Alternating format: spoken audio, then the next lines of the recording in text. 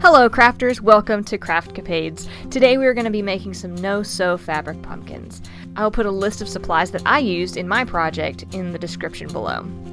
So first I'm going to start with my fabric square, and I'm just going to fold it in half and then fold it in half again. And I'm just going to take my ruler and mark with my scissors around 8.5 inches. That's the size I decided to go with this pumpkin.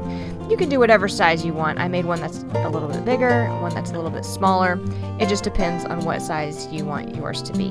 Then I took my fabric and folded it in this cone shape, and again marked 8.5 inches on the other edge.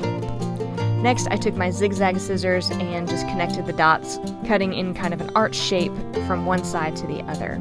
It was kind of difficult for the scissors to cut through so many layers of fabric, but it all worked out. Now I can open up my fabric, and I now have a fabric circle to work with. Next, I took this foam pool noodle that I got at the dollar store and just cut a couple inches off of the end. This is going to set how tall your pumpkin is.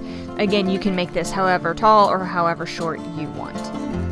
Now I'm just taking a plastic sandwich bag and putting a little bit of rice in the bottom. This is just going to give a little bit of weight to the bottom of your pumpkin so it's not wobbling around on you. Then in goes the pool noodle into the core. Stick it down in there and then stuff the sandwich bag edges down into the center. Next comes the stuffing. I just had an old pillow that I was getting rid of already, so I just repurposed the stuffing from that pillow, but you can find this kind of stuffing in craft stores everywhere. Now just start working your way around, stuffing those edges down into the core of that pool noodle.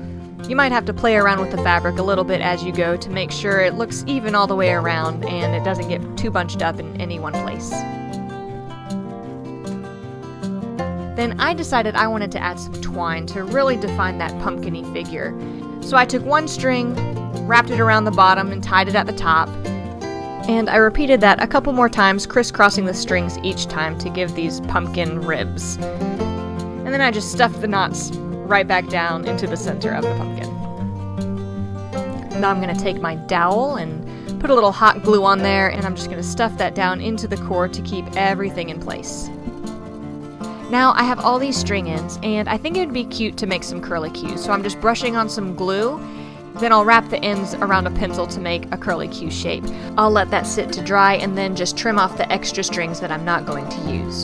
To finish off the look, I found these cute fall colored leaves at the dollar store, so I'm just going to add those to the top with some hot glue.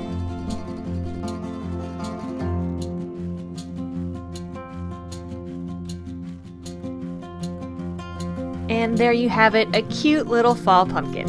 I'm going to set this one aside while I make a few more, and then we'll come back to show you the finished project. At least that was the plan, but apparently this girl had other ideas. Yeah, you. But fortunately I did make two others, and they turned out pretty stinking cute too. I hope you enjoyed making this along with me, or at least enjoyed watching me make a chew toy for my dog. Thanks for watching!